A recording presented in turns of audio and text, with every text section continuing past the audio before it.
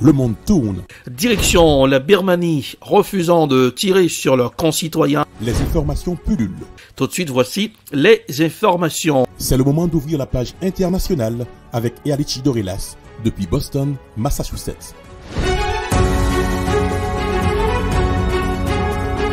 Mesdames, Messieurs, bonsoir. Bienvenue dans la page internationale au grand journal du 14h. Deuxième sortie pour cette semaine.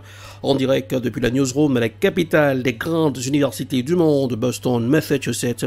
Ealichi Dorelas pour la présentation. Bonsoir Joannel, bonsoir Rubens, bonsoir aux auditeurs de la radio évangélique Hosanna, 102.3 FM à Jacmel. Putsch au Mali, arrestation des dirigeants accusés de saboter la transition.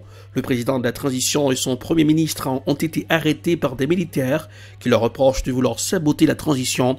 Voici un reportage signé Euronews. Au Mali, le président de la transition Bando, ici en blanc, et son premier ministre Mokhtar Ouane sont toujours aux mains des militaires qui reconnaissent les avoir démis de leurs fonctions. Les deux hommes ont été interpellés ce lundi et conduits dans une caserne de Bamako. L'homme fort du pays, le colonel Assimi Goïta, a justifié leur arrestation, estimant qu'ils avaient, je cite, « saboté la transition ». Il leur reproche notamment d'avoir formé un nouveau gouvernement sans concertation avec lui. Ce même colonel Goïta était à la tête des putschistes lors du coup d'État en août dernier. Dans la déclaration lue par un de ses lieutenants ce mardi à la télévision, il assure que le processus de transition suivra son cours normal et que les élections prévues se tiendront courant 2022. N'empêche, ce nouvel épisode plonge un peu plus ce pays d'Afrique sahélienne dans la crise, et ce, au grand dam de la communauté internationale qui unanimement condamne ce coup de force de l'armée. Nous condamnons ce qui s'est passé au Mali les dernières heures, le kidnapping du président et du Premier ministre, et nous soutenons la communication qui a été adressée par la CEDEAO et par l'Union africaine. Nous appelons au retour à la transition qui doit être civile. Le président en exercice de l'Union africaine s'est dit consterné par les derniers développements au Mali et d'appeler à la libération immédiate et inconditionnelle des personnalités arrêtées. Le Mali est confronté depuis plusieurs années à une instabilité liée entre autres à la présence de groupes armés djihadistes qui contrôlent une partie du territoire, notamment le nord du pays. Une fragilité sécuritaire qui affecte plusieurs pays de la région. Aux États-Unis, un an après la mort de George Floyd, le pays commémore le drame. Un an après sa disparition, la mémoire de George Floyd est honorée à Minneapolis, aux États-Unis. L'auteur de son meurtre, Derek Chauvin, a été condamné par la justice. Il est désormais incarcéré en attendant d'être fixé sur sa peine en juin prochain. Les proches de George Floyd, comme des milliers de personnes, plaident pour une réforme de l'institution policière. Voici un reportage signé France 24. Un an après, leur colère ne faiblit pas. S'ils veulent d'abord rendre hommage à George Floyd, ces Américains, anonymes et militants confondus, réclament un changement profond des mentalités à l'égard des minorités. He was but one man, and there are so many cases that we need to reopen, not only in this state, in this country, across the world. We all know that. A year later, we are still pleading and begging for laws to change. This is the truth of what's going on in Minnesota. There's bodies in Minnesota. Il y aurait en moyenne 250 personnes noires tuées par des policiers chaque année aux États-Unis.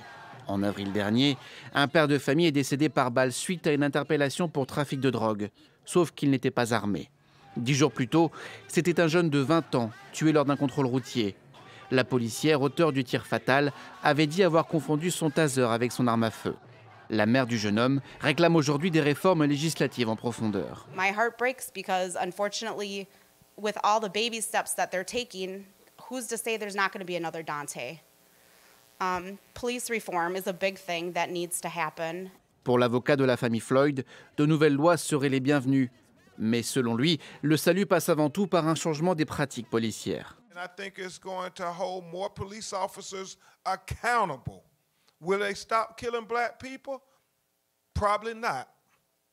But at least, hopefully, more of them will go to prison when they kill us. Une réforme de la police est actuellement à l'étude au Congrès. Mais son passage devant le Sénat, où démocrates et républicains sont au coude à coude, rend incertain l'issue du vote.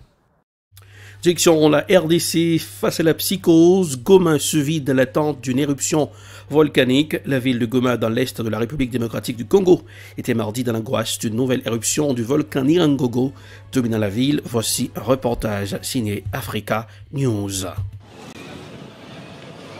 Dans l'angoisse de se faire surprendre par une nouvelle éruption du volcan Nyiragongo, plusieurs habitants ont trouvé refuge dans cette ONG chrétienne située à 30 km de Goma. Je suis venu de Goma, de Bouéné précisément. Il y avait du feu partout et nous avons dû fuir. Quand je suis arrivé ici, j'avais mes enfants avec moi, mais certains d'entre eux se sont perdus. Je ne peux plus les retrouver. Devant l'affluence des déplacés, les responsables de l'ONG craignent une pénurie des besoins de première nécessité et appellent à l'aide humanitaire.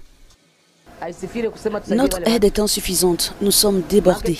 La ville de Seik va être surpeuplée. Les personnes déplacées commencent à être plus nombreuses que les habitants et malheureusement nous ne pouvons rien faire pour eux.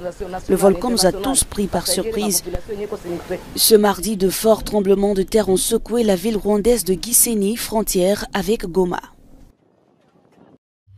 Biélorussie, le journaliste arrêté s'exprime dans une vidéo. La Biélorussie a diffusé une vidéo du jeune journaliste arrêté après le détournement d'un avion commercial. Roman Protasevich s'exprime sous la contrainte. Voici un reportage signé TV5 Monde. Un visage marqué, les traits tirés. Dans une vidéo partagée sur la messagerie cryptée Telegram, Roman Protasevich apparaît pour la première fois depuis son arrestation. J'ai été arrêté hier par des agents du ministère de l'Intérieur à l'aéroport de Minsk. Je suis maintenant dans la maison d'arrêt numéro 1. Je n'ai aucun problème de santé. Le personnel se comporte avec moi de façon tout à fait adéquate et respecte la loi. Je continue de coopérer avec les enquêteurs. J'ai avoué l'organisation d'émeutes de masse à Minsk. Cet enregistrement a-t-il été contraint ? Pour son père, cela ne fait aucun doute. Je pense qu'il a été forcé. Ce ne sont pas ses mots et ce n'est pas son intonation. Il est très réservé et on peut voir qu'il est nerveux. Il est très probable que son nez soit cassé car sa forme est différente. Roman Protasevich, 26 ans, a été interpellé dimanche alors qu'il rentrait en Lituanie. L'avion dans lequel il voyageait a été dérouté à Minsk. Les autorités biélorusses l'accusent de terrorisme. Il risque la peine de prison. La chef de l'opposition biélorusse en exil à Vilnius demande des sanctions plus sévères contre le régime du président Loukachenko. Nous demandons à la communauté internationale d'appliquer de nouvelles sanctions, d'exclure la Biélorussie de l'aviation civile internationale et d'ouvrir une enquête afin que tous les responsables soient punis. Le Haut-Commissariat de l'ONU aux droits de l'homme demande la libération immédiate du journaliste d'opposition et de sa compagne, interpellée elle aussi en Biélorussie. Avant de fermer cette page internationale, direction la France, une très belle victoire. Les femmes de chambre de l'Ibis Batignolles obtiennent gain de cause. Après 8 mois de grève et 14 d'activités partielles, les femmes de chambre de l'hôtel Ibis Batignolles à Paris ont signé un accord ce 25 mai.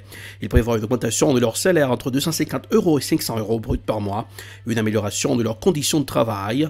Employées par un sous-traitant de l'établissement, elles dénonçaient une inégalité de traitement entre elles et les salariés de l'hôtel. Voici un reportage de nos confrères de la RT.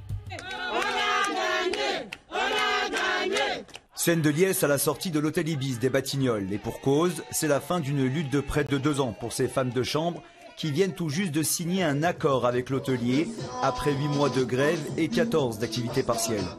C'était pas facile, mais Dieu merci, on a gagné. On a dit tant qu'il n'y a pas victoire, on n'arrête pas. Ah là, c'est victoire. Oui, c'est victoire, c'est une victoire. C'est qu'on a fait, comment dirais-je, les grèves jusqu'à on a trouvé les victoires. Ça, c'est bien. On a bâti, on a gagné. On est très contents. En juillet 2019, 34 femmes de chambre sur 40 que compte l'hôtel avaient entamé une grève puis saisi les prud'hommes. Employées par la société STN, sous-traitant du nettoyage, Elle dénonçait l'inégalité de traitement entre elle et les salariés de l'hôtel Ibis, notamment en termes de rémunération et de conditions de travail. Une grande victoire, une très belle victoire. Et c'est une histoire pour nous qui va rester à vie dans notre vie. C'est nous quand même, les femmes racisées qui faisons ce métier et on ne mérite pas ça. On ne mérite pas de telle maltraitance dans leur établissement. Et il faut qu'aussi les autres collègues aussi n'aient pas peur. Il faut qu'elles prennent courage de suivre notre exemple, sortir et dénoncer. Parce qu'il y a beaucoup à dénoncer dans les hôtels. L'accord signé par la CGT HPE, la foncière immobilière d'Accor, Accor Invest ou encore STN Group prévoit en plus d'une augmentation de salaire de 250 à 500 € brut par mois, la baisse du nombre indicatif de chambres à nettoyer par heure. Un combat sans relâche porté par la CGT HPE dont les représentants étaient émus aux larmes à la sortie de la rencontre. Une avancée significative pour Claude Lévy, animateur syndical CGT HPE, qui voit là une victoire historique.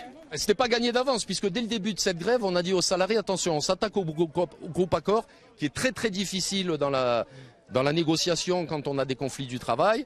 Donc prévoyez de partir pour une grève longue et dure. On a été cash dès le début, et les filles l'ont bien compris, et effectivement, on arrive après 22 mois de lutte à un succès avec cette victoire incroyable que pour ma part, j'ai jamais vu dans ma carrière syndicale. L'Ibis de Clichy-Batignolles, deuxième plus grand hôtel Ibis de France avec plus de 700 chambres, est devenu par ce combat le plus important jamais mené par la CGT HPE, le symbole des conditions de travail dégradées des femmes de chambre. Avec cette victoire, ces femmes souhaitent donner l'envie à toutes les femmes de chambre de se battre pour plus de reconnaissance et de justice sociale. C'est la fin de la page internationale au grand journal du 14h pour aujourd'hui. Présentation Erlich Dorelas, production Ed Prod, réalisation Télé Beltop. Nous émettons depuis Boston, 24 heures sur 24 à Télé Beltop. Eh bien, regardez-nous, oui, sur Roku, la plateforme Roku. Côté température, il fait beau temps sur Boston. Il y en a qui vont profiter de cette bonne température pour se faire bronzer à la playa. Température 78 degrés Fahrenheit, 26 degrés Celsius pour Jacmel, 81 degrés Fahrenheit, 31 degrés Celsius. Bonsoir Jonel, bonsoir Rubens, bonsoir aux auditeurs de la radio évangélique Hosanna. Rendez-vous c'est pour demain. Passez un excellent mardi en compagnie de la radio évangélique Hosanna 102.3 FM à Jacmel. Bonsoir et gardez le sourire, car le sourire ça rajeunit le visage. À demain. C'était la page internationale avec Erlich Dorelas.